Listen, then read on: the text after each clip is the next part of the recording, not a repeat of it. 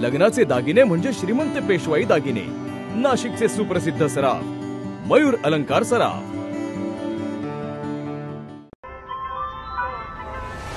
ताज्या बातम्यांसाठी नाशिक न्यूजच्या YouTube चॅनलला सबस्क्राइब करा आणि बेल आयकॉनला प्रेस करा।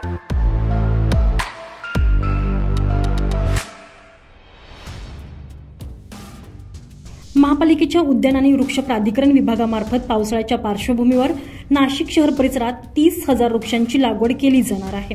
पहिल्या टप्प्यात सिडको आणि सातूर विभागामध्ये 4,000 वृक्षांची लागवड करण्यात येणार आहे।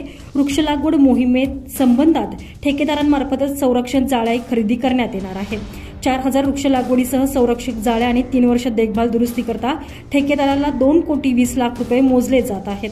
त्या संदर्भातील प्रस्ताव महासभेवर सादर करण्यात आलेला आहे। मनपा उद्यान विभागाच्या माध्यमातून शहर परिसरात दर पावसाळ्यात वृक्ष लागवड केली जाते।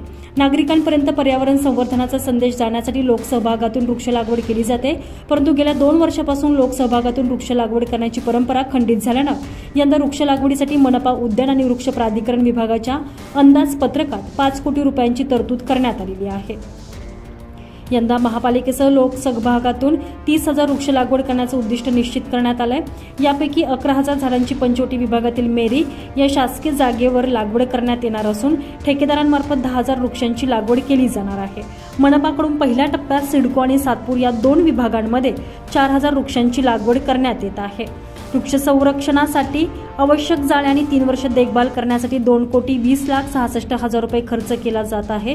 याबाबतचा प्रस्ताव महासभेवर मंजुरीकरता सादर करण्यात आलाय। वृक्ष लागवड करताना सर्व देशी प्रजातीच्या झाडांची लागवड करण्यात येत आहे। त्यात निंबू, वड, हिरडा, बेहडा, पिंपळ, उंबर, अर्जुन, चिंच, जांभूळ, आंबा, आवळा, तामण, करंज, फणस, बेल आदी देशी प्रजातींच्या झाडांचा समावेश आहे। संजय परमार, नाशिक न्यूज, नाशिक।